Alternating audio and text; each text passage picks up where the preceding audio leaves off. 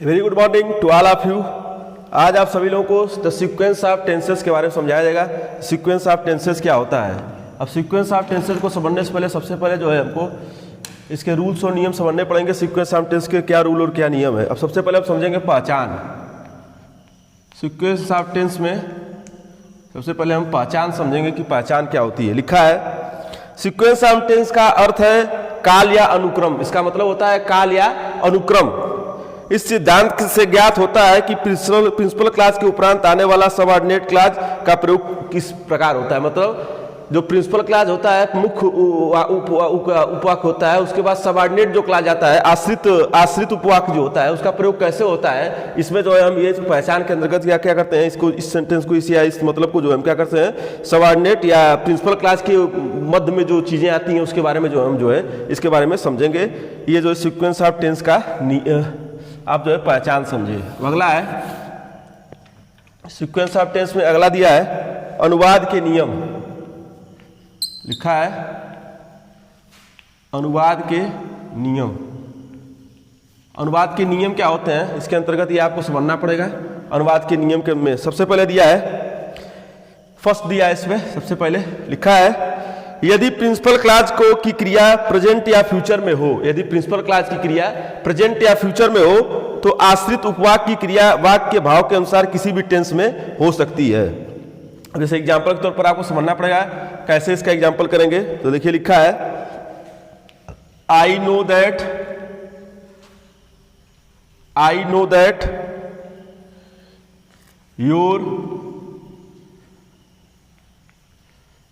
Your mother is ill. ये दूसरा इसमें है, इसी में अंतर्गत है। अब लिखा था कि प्रिंसिपल क्लास की क्रिया प्रेजेंट या फ्यूचर में हो तो प्रिंसिपल क्लास क्या है, ये पहले ये क्या है प्रिंसिपल क्लास है, ये मैंने स्टार्ट में लिख दिया प्रिंसिपल क्लास। ये किस में क्या है प्रेजेंट में है तो आश्रित उपवाक्य क्रिया वाक्य के अनुसार ही किसी टेंस में हो सकती है। तो अब देखिए यह है प्रेजेंट टेंस में जो आश्रित उपवाक्य दैट के बाद वाला क्या है, ये आश्रित उपवाक्य है या इसको बोल सकते हैं आश्रित उपवाक्य को सबऑर्डिनेट क्लास। ये फुल हाफ फॉर्म में लिख दिया मैंने। सबऑर्डिनेट क्लास किसमें है प्रेजेंट में, क्योंकि ये क्या है प्रेजेंट में यही है और इसमें इस जो आगे वाली चीज होगी उसको हम किसमें रखेंगे प्रेजेंट के अंतर्गत क्या करते हैं हम इसको रख देते हैं। ये प्रेजेंट का आप जो है रूल समझे, आपको रूल को समझाया गया है कैसे जो है प्रेजेंट में आप रहेगी तो टेंस क्रिया को प्रेजेंट के अनुसार आप रख देंगे। पहला रूल था, फर्स्ट रूल था। सेकेंड दिया है, सेकेंड रूल क्या दिया है, लिखा है यदि प्रिंसिपल क्लास की क्रिया पास्ट में हो तो आश्रित उपवाक्य की क्रिया पास्ट में होगी। मतलब उसमें प्रेजेंट में थी तो प्रेजेंट में रखेंगे, अगर वो पास्ट में होगी तो उसको किस में रखेंगे पास्ट में रखेंगे। जैसे इसका एक एग्जांपल दिया है, देखिए लिखा है Hamid knew that your father was ill. अब देखिए यहां प्रयोग करके दिया, लिखा है हमीद न्यू मतलब क्या होता है हमीद जानता था। पास्ट में है, लिखा है पास्ट में हो तो पास्ट में होगी तो हमीद न्यू दैट हमीद जानता था कि योर फादर वाज इल कि तुम्हारे पिता बीमार थे। और देखिए यहां पर थे है, जब ये पास्ट में है तो इसको भी किसमें रख दिया हमने पास्ट में रख दिया। और क्या कहेंगे वाज, और वाज का ये पास्ट इसके न्यू जो है वो पास्ट में इसका हिंदी में हमीद जानता था कि तुम्हारे पिता क्या है बीमार थे। तो पास्ट के हिसाब से जो इसको हम जो है न्यू के हिसाब से इसको जो है वाज क्या करेंगे पास्ट में रख देंगे। अब जानते हैं पास्ट में हेल्पिंग वर्ब वाज और वेयर का प्रयोग होता है। इसमें फादर है एक है इसलिए जो है हम वाज का प्रयोग कर रहे हैं। अब अगला देखिए दिया है कुछ अपवाद दिए हैं इसके अंतर्गत। अपवाद आप कैसे देखते हैं, अपवाद इसको एक्सेप्शन बोलते हैं। एक्सेप्शन के अंतर्गत देखिए क्या लिखा है यदि आश्रित उपवाक्य के द्वारा यूनिवर्सल ट्रूथ, मतलब यूनिवर्सल ट्रूथ उसको बोलते हैं जो वाक्य जो जिसको हम बदल न सके, ऐसा सत्य जिसको हम बदल न सके, ईश्वरीय सत्य या हैबिचुअल एक्शन प्रकट हो तो नाउन क्लास की क्रिया प्रेजेंट इंडेफिनिट में होगी, चाहे प्रिंसिपल क्लास की क्रिया पास्ट में हो, पास्ट में क्यों ना हो, पास्ट में ये हो लेकिन उसको हम किस में रखेंगे प्रेजेंट में रखेंगे क्योंकि उसको उसमें कोई बदलाव नहीं होता है। ऐसा यूनिवर्सल ट्रूथ में अगर रहेगा तो उसको हम किस में रखेंगे प्रेजेंट में रखेंगे। जैसे लिखा है यहाँ पे the teacher told us that the sun rises in the east. अब लिखा है इसमें, यदि अस्तित्ववाद यूनिवर्सल ट्रूथ में सामान्य है, म्यूचुअल प्रकट हो तो नाउन क्लास की क्रिया प्रेजेंट इंडेफिनिट में होगी तो होगी, चाहे प्रेजेंट प्रिंसिपल क्लास की क्रिया पास्ट में ही हो। अब देखिए लिखा है, टोल्ड क्या है, ये पास्ट में, लेकिन पास्ट में जब इसको लिखा और जब हमने ये प्रिंसिपल क्लास का जब इसको सबऑर्डिनेट क्लास के अंतर्गत बनाया हमने, तो यहाँ पर क्या लिखा है, the sun rises in east, किसमें करेगा, प्रेजेंट में लिखा है, क्योंकि ये क्या है, ये यूनिवर्सल ट्रूथ है। इसका मतलब होता है कि सूर्य जो है पूरब में उगता है। अब सूर्य पूरब में उगता है, इसको ना हम बदल सकते हैं ना आप बदल सकते हैं। कैसा सत्य है, ईश्वरीय सत्य है। तो इसके लिए जो है यहाँ पर टोल्ड का प्रयोग तो किया है पास्ट में, लेकिन जब यहाँ पर इसका प्रयोग करेंगे ईश्वरीय सत्य का, यूनिवर्सल ट्रूथ का, तो उसको जो हम किस में रखेंगे, प्रेजेंट में रखेंगे। इसका मतलब बनाएंगे यह लिखा है द टीचर है, यहाँ पे यहाँ टीचर लिख देंगे ऐसे, टीचर टोल्ड अस, टीचर ने हमें बताया कि सन जो है वो पूरब से क्या होता है, उगता है या निकलता है। सन जो है पूरब से निकलता है, और जो सन है वो निकलने का क्रिया क्या है, वो जो है वो यूनिवर्सल ट्रूथ है, इसको हम और आप बदल नहीं सकते हैं। ये नियम के हिसाब से आपने अपवाद समझा, इसको एक्सेप्शन है। अगला देखिए दिया है, अगला क्या दिया है, लिखा है देन का प्रयोग में एडवर्ब क्लॉज ऑफ कंपैरिजन भाव के अनुसार किसी भी टेंस का प्रयोग हो सकता है। अब जैसे देन का प्रयोग करना रहे आपको, तो लिखेंगे एग्जाम्पल के तौर पर लिखेंगे ही लाइक्ड यू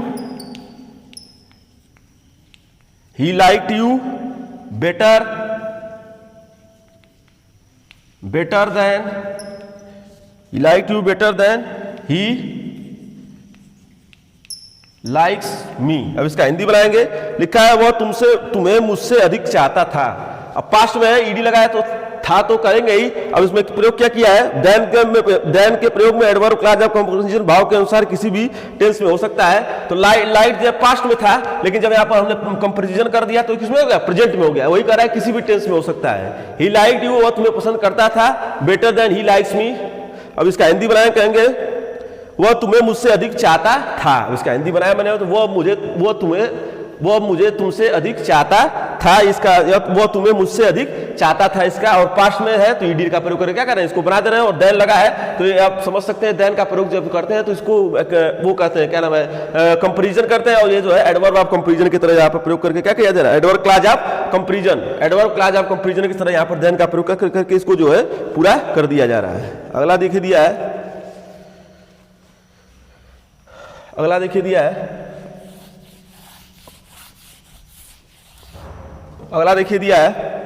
संकेत दिया है। संकेत में क्या समझते हैं, देखिए लिखा है एडवर्ब क्लॉज ऑफ पर्पज में मे का प्रयोग होगा यदि प्रिंसिपल क्लॉज सिंपल प्रेजेंट में हो। सिंपल प्रेजेंट में हो तो किसका प्रयोग करेंगे, मे का प्रयोग करेंगे। जैसे लिखा है यहाँ पे, देखिए एग्जाम्पल के तौर पर अगर सिंपल प्रेजेंट का बना रहे तो लिखेंगे एग्जाम्पल, लिखेंगे वी ईट दैट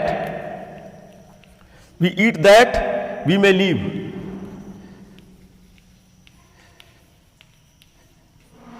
या इसी का सेंटेंस है, आगे यहाँ पर लिख दिया मैंने, लिखा है हम भोजन करते हैं ताकि हम जीवित रहें। अब भोजन करते हैं तो तातेती का प्रयोग किया है, तो यहाँ पर ईट का प्रयोग करेंगे।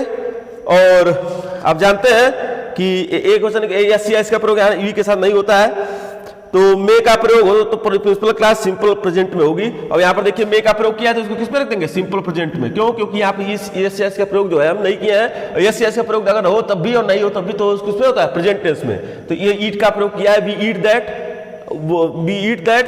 We may live.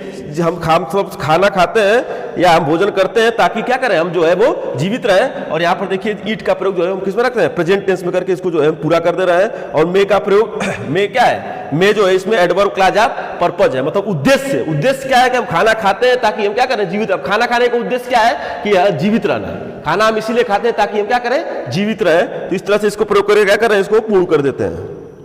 ये उद्देश्य की तरह प्रयोग करके बनाया आपने यहाँ पर, ये उद्देश्य था। अगला देखिए दिया है, यदि प्रिंसिपल क्लॉज सिंपल पास्ट में हो तो एडवर्ब क्लॉज ऑफ पर्पज में माइट का प्रयोग होता है। मतलब वही पास्ट में हो तो मे का पास्ट आप जानते हैं कि माइट होता है, आपको कई बार बताया जा चुका है। यहाँ पर देखिए प्रयोग करके बनाया भी है।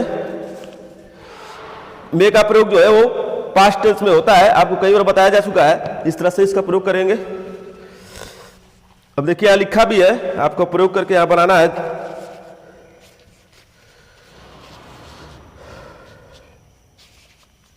यहां लिखा है कि मे का क्या हो जाता है, ये जो है सिंपल पास्ट में तो एडवर्ब क्लॉज ऑफ पर्पस में मे का क्या हो जाएगा, मे को पास्ट में कर देंगे और क्या उसका क्या हो जाएगा, माइट हो जाएगा। मे का क्या हो जाएगा, माइट हो जाएगा। पास्ट में हो तो माइट का प्रयोग जो है वो किया जाता है। अब जैसे लिखा है यहां पे एग्जाम्पल आप समझेंगे, लिखा है ही went into the room, he went into the room so that he might write a letter।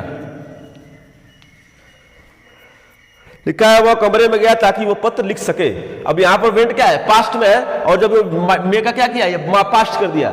अब सकता है रहता तो मे लगाते, लेकिन सके है तो क्या हो गया, पास्ट हो गया। और मे का क्या कर रहे हैं जो है इसमें, इसको मे का क्या होता है, ये पास्ट है।